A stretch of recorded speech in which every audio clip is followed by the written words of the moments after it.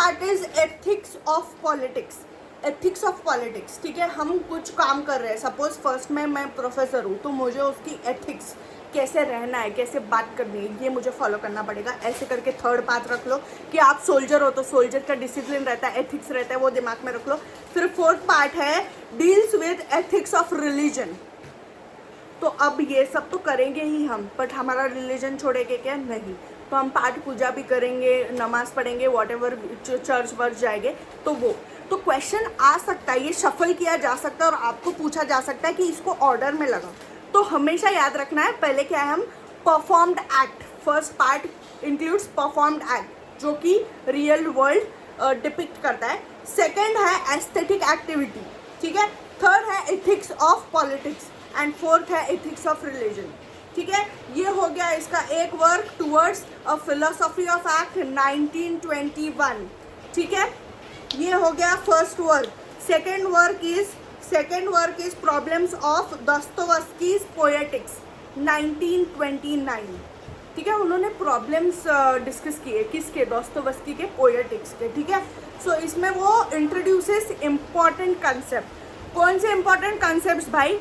Very very important. Mikhail Bakhtin के बहुत सारे कंसेप्ट्स हैं और इस कंसेप्ट को कल्ले बैठ के ना ये कर लेना, गूगल कर लेना और एक एक लाइन की डेफिनेशन पढ़ लेना, मतलब समझ जाते हो.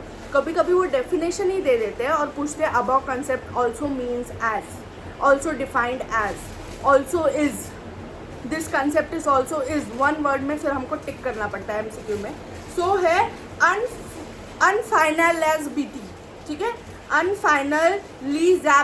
अनफाइनलिजेबिलिटी फर्स्ट है. सेकंड है डायलॉजिज्म. थर्ड है polyphony. Dialogism and polyphony, I think everyone might know what is this. So wait a minute. हो. So dialogism and polyphony might be कि सबको पता होगा. फिर थर्ड है हेट्रोग्लॉसिया. सिक्स्थ है क्रोनोटाइप. ओके. सो ये सब बहुत इंपॉर्टेंट कंसेप्ट है, इसको लिख लेना. Explore the structure novelist heroes, ठीक है. वर्क है रैबेलियस एंड हिज वर्ल्ड 1965. किसका वर्क है? मिखिल बाख्तिंग. रैबेलियस एंड हिज वर्ल्ड 1965. इसमें से 4 से 5 क्वेश्चन आने ही वाले हैं एग्जाम में, लिख के ले लो मुझसे.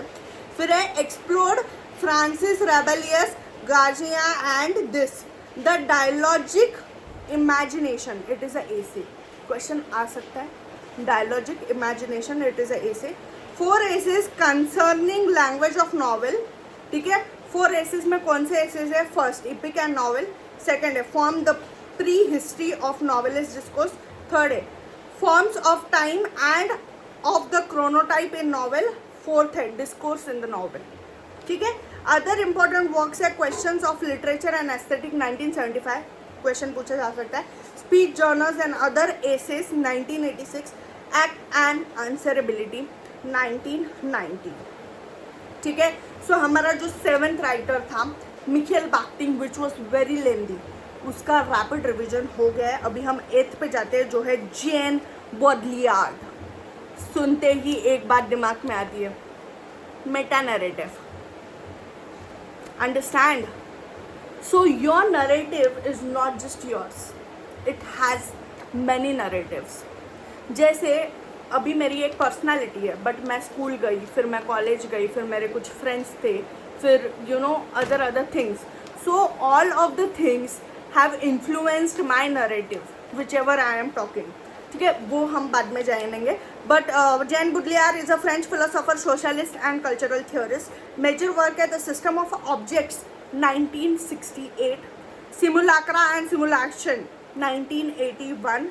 philosophical treatise which reality symbols and society. तो सिमुलाक्रा एंड सिमुलेशन में क्या बोला है? It is a philosophical treaties which explores reality, symbolist and society, ठीक है. अदर वर्क्स है for a critique of political economy of science 1972.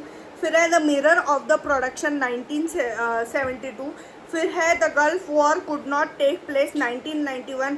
Cool memories 1995 to 2000. फिर 9th आता है हमारा Ronald Barthes, one of my favorites, French critic, philosopher and semioticist, ठीक है. semioticist. Question आ सकता है who is often referred as semiotician, Ronald Barthes, ठीक है। Development of schools of theory, who develop schools of theory, Ronald Barthes. Example structuralism, semiotics, post structuralism. ऐसा भी आ सकता है question schools of theories also include structuralism, semiotics, post-structuralism. Okay. Writing degree 0 1953 divided into 2 parts. Part 1 contains 4 essay, introduction, concept of literature, the written quality of language. Part 2 explores various mode of modern writing.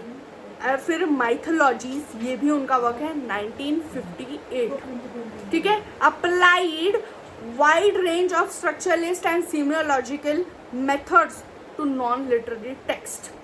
Death of author आता है फिर 1968. The essay argues that literary work should not be analyzed on the basis of intention of the author. Instead, it should focus on the reader. तो क्या बोलते हैं विम्सार्ट and बियर्सली, इस पे से एक इंटेंशनल फैलेसी आपको क्लियर कर देती हूँ इधर। इंटेंशनल फैलेसी मतलब a fallacy which is not intended. Fallacy मतलब mistake, folly which is not intended. ये लिखा है विम्सार्ट एंड बियर्सली ने। सपोज अगर आप बैट से लेके एक 6 मारते हो तो जो बॉलर होता है वो 6 ऊपर ही कैच कर लेता है, या बॉल को नीचे रोल होने देता है, या बॉल को नीचे घसीटते घसीटते जाने देता है और फिर कैच करता है। So that is same what is death of author is saying कि राइटर कुछ भी लिखे, ऑथर कुछ भी लिखे, उसका मतलब बहुत पीक नॉलेज होगी, बट रीडर तो उसके दिमाग के लेवल के हिसाब से सीखेगा ना।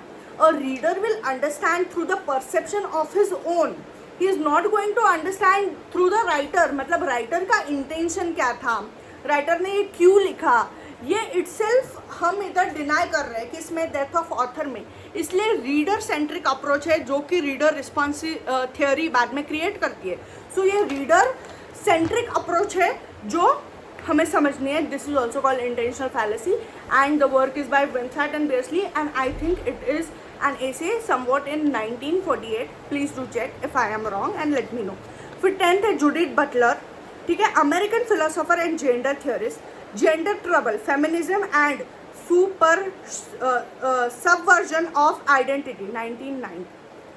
Gender trouble, feminism and subversion of identity, ठीक है, 1990। वर्क याद में रखो। Explore the relation between power categories sex and gender. इसमें क्या किया उन्होंने एक्सप्लोर किया है relation between power categories sex and gender, ठीक है। जेंडर परफॉर्मेटिव थ्योरी किसने दी है, जूडिथ बटलर। जब भी अभी क्वेश्चन आएगा जेंडर परफॉर्मेटिव थ्योरी, हमारा दिमाग